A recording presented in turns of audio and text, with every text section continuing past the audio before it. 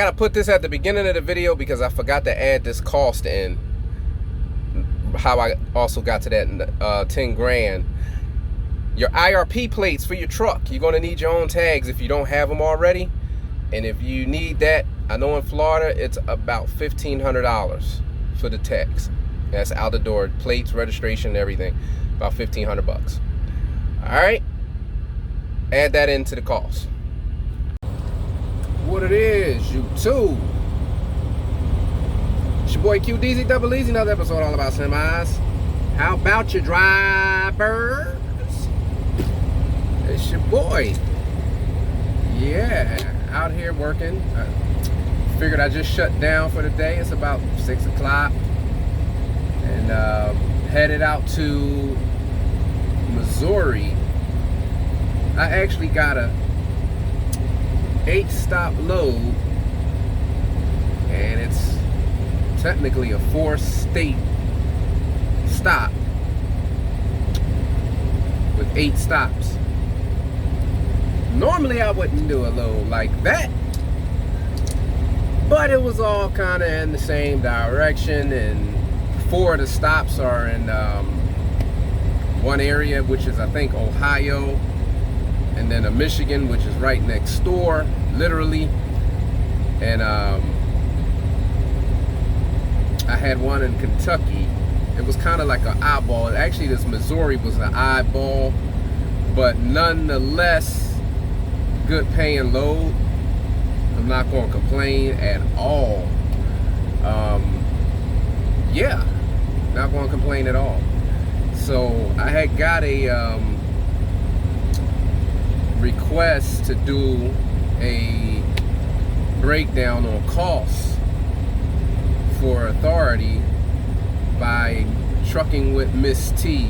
If you guys don't know, Trucking with Miss T challenge, channel, all these challenges and channels, y'all, man, y'all forgive me, man. My mind is half not there, and I'm kind of tired right now. About to eat my dinner, so give me a little break there.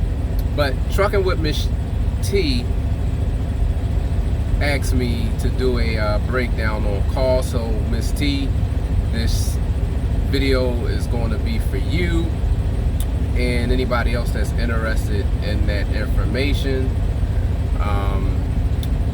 And for those of you who don't know, Miss T has a team truck, so check out her channel. But before we get into that, yeah, so the week has been a great week. We did good this week. Everything's been going pretty good. The trailer has been holding up. I have no issues there. In fact, I was actually just getting ready to get out and go check the load. So I'll let you guys see what I got going on. Woo. It's a hot one out here today. I'm gonna be out here spending my 4th out here, so it is what it is. So yeah, show you what we got. What I have here is a cabinet load, and like I said, I don't generally do these type of loads, but boy, look at here. When I tell you it paid good, it paid good. So just put the gate down, and we're gonna go ahead and open it up here.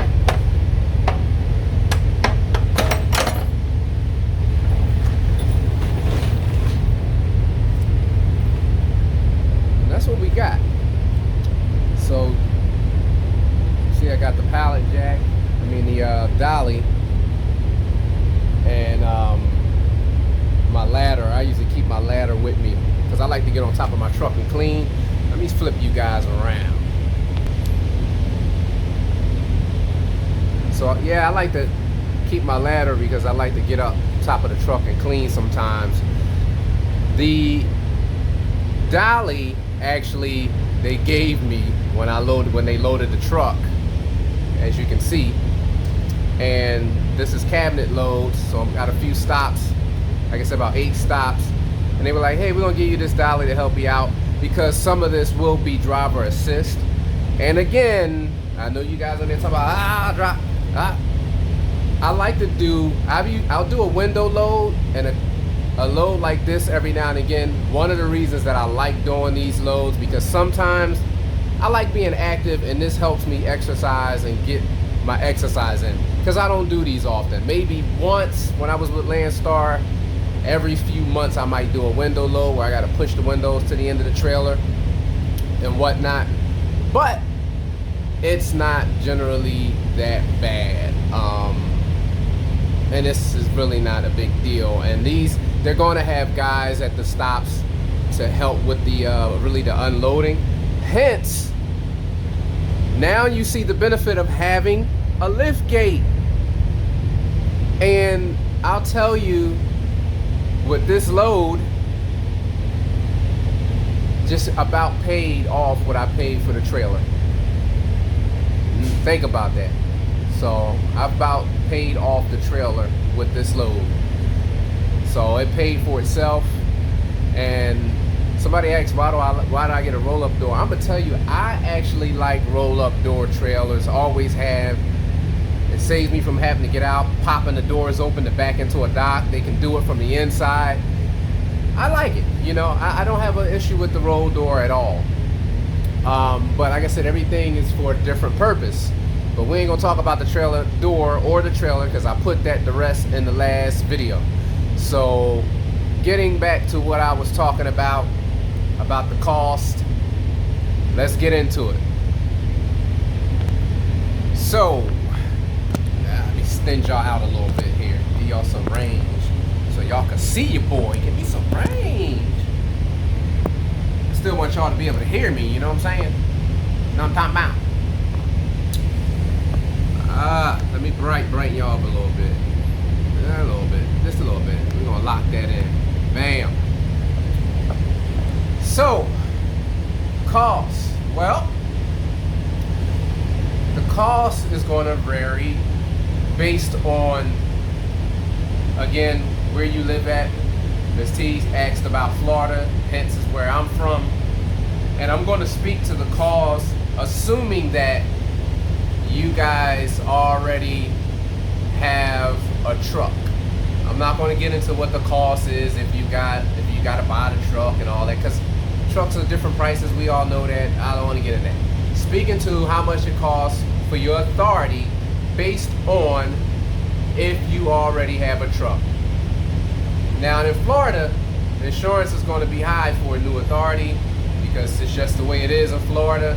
But you got options of setting your authority up in a different state. You can do that. But my cost to get my authority up and going, I'm going to say was just shy of, just with the insurance and the paperwork, it's not including what I paid for the trailer, was about 10 grand. I had about $400 just in the authority paperwork. The authority paperwork can cost you anywhere from $350 if you do it yourself to $1,000. You have people that go out there and do it for you, and that they'll file your BOC3, your UCR, and your actual authority paperwork, and they'll charge you around $1,000 for that, throwing some other little minor stuff that you really don't need for the packages. And that's good if you don't want to deal with it, but I encourage you to do your own stuff, because some of this stuff you're going to have to go back and do quarterly or yearly, and you want to know how to do it anywhere. You're going to constantly be paying for it. My authority paperwork was the easiest part of everything. Like I said, it was about $350-ish for the actual FMCA authority paperwork. The UCR was about, I want to say, 40 or 50 bucks. And then your BOC3, which you gotta have, was about another 60 bucks. And all that stuff you can file and get it in one day, pretty much. All of it in one day. And it was straightforward. So that part of it, the UCR and the actual authority paperwork, the BOC3, was roughly about $400 or $500 right there. And the BOC3 is basically for you to have agents in all the U.S. states. What is it, 50 states, 49, 50 states, 51 states, something like that. Have an agent in every state so that if you get sued, they don't have to come to Florida to sue you, or whatever state you live in to sue you. You have agents they can reach out to who can contact you to sue you. That's what your BOC3 is. Really simple, really quick to file. You get that right in, out of the way. 2290 form, if you haven't filed it, that's your road taxes. You don't need that technically to do the authority, but you want to have it by the time you get your audit done. If you already been running, chances are you already filed it. Actually, I'm going to do mine, if not tonight, tomorrow, because it's July to July. So, and it's about $500 for that every year for your road tax, 2290. And when I was with Landstar, I had to file it. Anyway, Landstar does not do that for you, whether you know it or not. They actually will put you out of service if it's not done, because that's a part of your tags, and they need to have that to renew your tags. So, yeah. So $500-$600 just for that. My insurance was roughly just at $7,000. Okay. Down payment on the insurance was about $5,000, and then right after that, you got another insurance payment that's going to come right behind that for your actual monthly payment, which is, for me, was another $2,000 and something dollars. So I say little over $7,000 right there. How it works out to be that is because you got a 21-day waiting period when you apply for your authority. So the smart thing to do is not get your insurance right away. And the DOT number, you need to file for that. That doesn't cost you anything. But you have that 21-day waiting period. A lot of people file everything and then they go ahead and get the insurance. You need to have the insurance on file by the 21st day. So what I did is I waited almost about 2 to 3 weeks, that 21 day, almost at like that, a week before that 21 day, and I got my insurance. That way I wasn't paying for all that insurance for nothing. And then at the end of the month, which mine's hit would have been on the 30th, I've got another insurance payment getting ready to come out in July the 6th, which is my actual payment. So that's going to put me at just over $7,000 if you account my down payment and then what I paid. Okay, so it's going to be pretty much like that. I recommend waiting, because you're going to want to shop around and all that. You don't have to do it all up front. I'm trying to sum this video up really quick, but you don't have to do that. So $7,000 just in the insurance, and then if you add the little miscellaneous, so we see another $8,000 or $9,000 by the time you're filing fees and all that stuff right there that you gotta file. So to really get started, I say $10,000 on deck for insurance purposes. If you already got your truck, if you got to factor in your trailer, which I did, my trailer would have cost me the least. It was like $2,500 down, and then it would have been like about $1,600 a month. It's $300 a week plus like a few cents per mile with most of these places, and that was at Penske. So yeah, another video. Include your trailer if you got to include the trailer. The reason I didn't get the Penske trailer is because they were out, and everywhere I went, every state I called were out of trailers.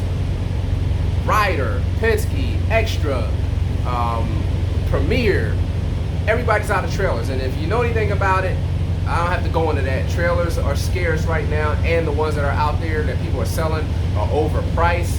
And I'm glad that I waited on the trailer and ended up buying my own trailer, because it worked out to be a better business move. I always say, if you can pay for your stuff, pay it if you can. I get it, everybody can't, but that's a part of preparing for this. As you guys know, my truck is paid for, my trailer is paid for, and I'm glad that I did it that way, because it put me in a better spot being on my own for the business. It put the business in a better position because now my profit is not really going out the door. Everything I'm making is coming back. Like this money I just spent out, the money I'm making is going back into the business because I use business money to buy the equipment. Again, I set my business up. I padded the accounts well before I got the Landstar. You know, I had my accounts, you know, stacked my money, and that's how I was able to buy my truck cash. And I waited, you know, and then I went and made moves. And then I kept running my business even when I was with Landstar as a business. You know, I take money out, pay myself, put the rest back in the business. So once I made this move, I had money to buy the trailer, cash. So I'm glad that I did, because I would have been eventually buying a trailer, and I would have actually just been losing that money out, because that rent money you can't get back. Yeah, I would have been making money, but it's just like when you buy a house or you're renting a house, that's money you can't get back. It's the right choice at the right time, and you get out of it. So I would have bought leased the trailer and got out of it eventually, but it actually ended up working out better for me to do it this way. And like I said, I'm happy with what I got. I have not had any issues getting my trailer loaded since I bought it. You know, despite what everybody was saying, I done did Walmart loads. I done did, you know, other food grade loads. And you know, Walmart picky. If they loaded this trailer, I ain't got no problem getting it loaded with nobody. Because boy, I tell you, man, I hate Walmart, man. They just, even with their appointments and everything, it's just that's a whole nother video, y'all. But yeah, so I'm glad with the choice that I made on buying the equipment out and doing it the way that I did. So if you can, I always encourage that. Try and get or put as much money down as you, so you can alleviate as much your monthly out as you can. So I'm gonna wrap that up.